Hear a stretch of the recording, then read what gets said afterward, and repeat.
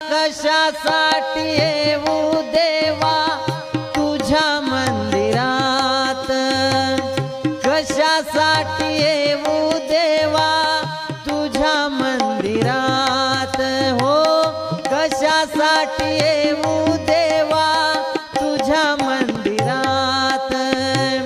मूर्ती तुझी असते माझ्या, मूर्ती तुझी असते माझ्या नित्य अंतरात, मूर्ती तुझी असते माझ्या, मूर्ती तुझी असते माझ्या नित्य अंतरात।